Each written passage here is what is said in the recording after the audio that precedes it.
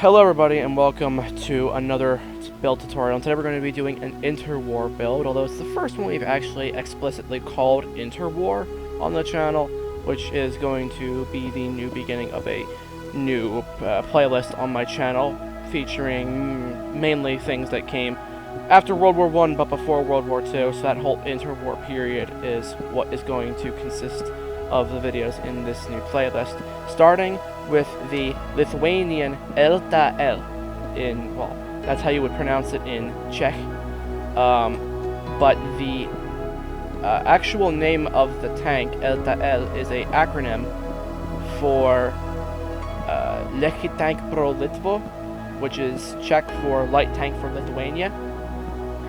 Lekki Tank pro Litvo. It's actually a little bit more difficult to grasp Czech than I thought, but I think I'm doing okay, hopefully. Anyway, so the Lekki Tank pro Litvo, or we're just going to call it the LTL throughout the video, came as part of the Praga exports from Czechoslovakia during the interwar period, when Czechoslovakia was going crazy with the idea of exporting to countries. And when I speak of Czechoslovakia, I'm more specifically talking about, in this case, the company ČKD, or Českomoravská kolbendania, if you want to know the full name, but ČKD, they were the ones who came up with things like the LTVZ-38, which you better know as the Panzer 38T, and then even in this case, the LTL.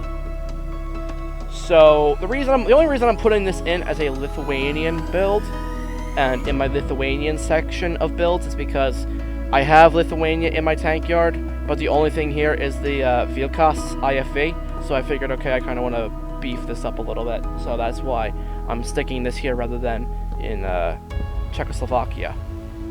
So, where do I begin with the LTL? There's not a whole lot I can say, especially not with the time limits that I have here, because this has no interior and it's a simple build.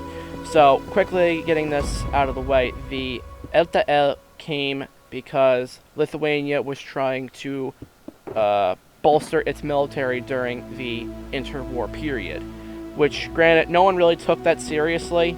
No one really took military all that seriously after World War I to begin with, because of the obvious reasons that World War I was supposed to be the war to end all wars. So no one really focused too much on military, and in fact a lot of even great militaries got cut back on, including, like, example, the French military, the British military, and the US military, just to name those three. They cut back a lot on what they had. But you have these little countries now, especially in the Baltics, so counting Lithuania, Latvia, and Estonia, which now need to be able to secure their own independence, because just to their east you have the Soviet Union now growing ever stronger, and so they have to be able to at least have something of a fighting chance. So Lithuania was trying to build up its military. Now, before they got the LTL, or were supposed to get the LTL, they had a bunch of Renault FT-17s. They even had what the heck was it called? They had a armored car from Sweden. Yes, the Landsverk L182 armored cars. So they had those from Sweden, and then I know they also got some stuff here from the British. They got the I know they got some Vickers light tanks. I just don't remember.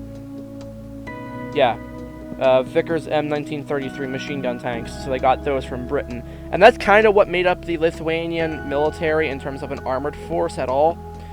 But then when they looked to Czechoslovakia to try to up their, when they tried to modernize a little bit, because by this point it's the 1930s. It's like 1936 by this point. And so the Renault FT-17 is already well past its retirement date, let's be real. Theirs were already kind of trash as it was, because they didn't have a lot of spare parts to upkeep their Renault FT-17s. So by this point, they were pieces of junk. And the Landsverks were okay, but not sufficient for long-term service. So they needed something new, and Czechoslovakia was the place to go. Now, when Lithuania placed their order to Czechoslovakia for a new tank, the things that the Lithuanians were asking for were kind of unrealistic in terms of what kind of weight it needs, how much armor it needs, what they want it to do, how big they want it, what they want it to be armed with. The desires of the Lithuanian military were a little bit unrealistic. But in the meantime, Czechoslovakia had a idea of what they could give Lithuania as an option until they could come up with a new design, because what the Lithuanians were asking for was something that Czechoslovakia didn't even have anything close to. They didn't have any prototypes that were even remotely close to those requirements that the Lithuanians wanted. So they would have to make a whole new thing, which they would end up using the LTVC-38's general build design. So it would take a little bit of time. They ended up offering up to Lithuania some of the tankettes that they had with some different armaments, but the Lithuanians ended up passing on that and buying more Vickers from Britain. But as time went on, Czechoslovakia came up with the idea of a light tank, which is, I forgot what the version was that came right before this one. Because the LTL was like the second version that was pitched to Lithuania.